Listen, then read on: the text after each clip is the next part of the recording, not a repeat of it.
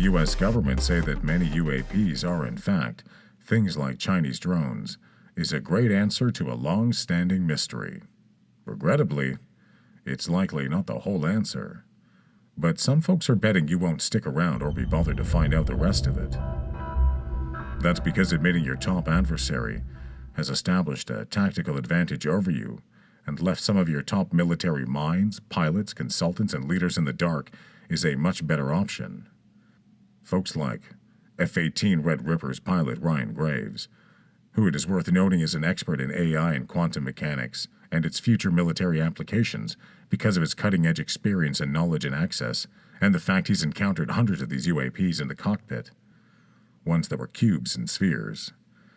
Folks like Sean Cahill, a gentleman who managed security for the Nimitz carrier battle group while stationed aboard the USS Princeton during the infamous Tic Tac encounter. Lou Elizondo, who ran the Pentagon's UAP program, ATIP. Christopher Mellon and John Podesta, who used their positions within the Defense Department and White House accordingly to gain information. Dr. Travis Taylor, one of the smartest men in the room, a man who's worked on this issue for years with the Pentagon and currently works at Skinwalker Ranch trying to unravel the mysteries there. Hal Puthoff, a longtime CIA insider who spent many years on programs like Remote Viewing with Uri Geller and the late Ingo Swann. Dr. Gary Nolan, Dr. Jacques Vallée, a man who spent over half a century dealing with this issue. Politicians like Senator Mitt Romney, Senator Kirsten Gillibrand, Senator Marco Rubio, and on the list goes. Just that small group has over a century's worth of combined experience dealing with this issue on the front lines, and none of them managed to figure out it was the Chinese. I guess painting them as out of touch is a much better option than admitting a more uncomfortable truth. So what could that be? And that's without taking time to consider the ample evidence these things have been here a lot longer than they've been building microprocessors, let alone the refining, material manufacturing, testing, repairs, and storage of fleets of these things all over the world, some of which are made of materials that seem to be so exotic it defies any practical or accessible modern manufacturing process that we know of, including potentially materials that don't originate in our part of the galaxy. So, let's take a second to think about other considerations. Let's start with Google. Earlier this year, a top Google software engineer claimed that the company's artificial intelligence program Lambda, language model for dialogue applications, was now sentient, on par with about a 7 or 8-year-old child with knowledge of physics, at least according to interviews he gave. Now, he felt it was more than just another computer program. It was like communicating with a real, albeit digital personality that equated to being turned off with death, something it was afraid of. Oddly, this seems like one of the most human traits of all.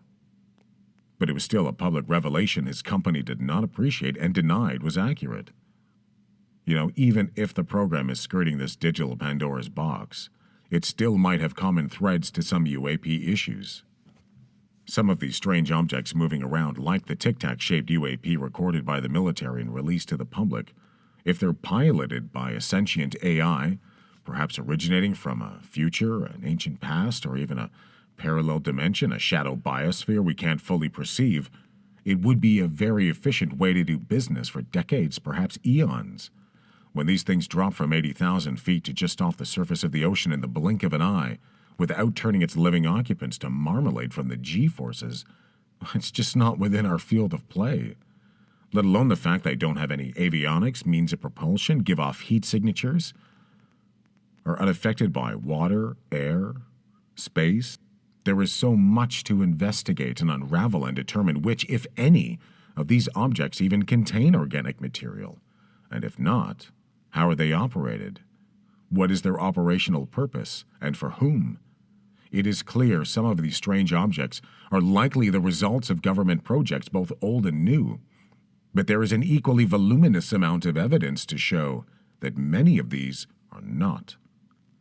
And that still presents a potential national security issue to any country dealing with foreign bodies violating its national sovereign territory and interfering with its military apparatus.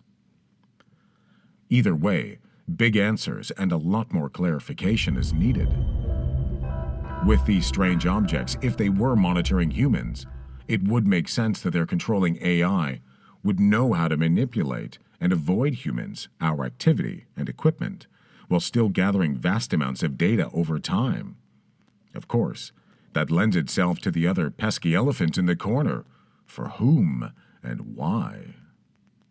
But that's still a bridge too far until there is a clearer understanding of what these things are and why they're here. Society seems trapped in an orchestrated empty space between bookends.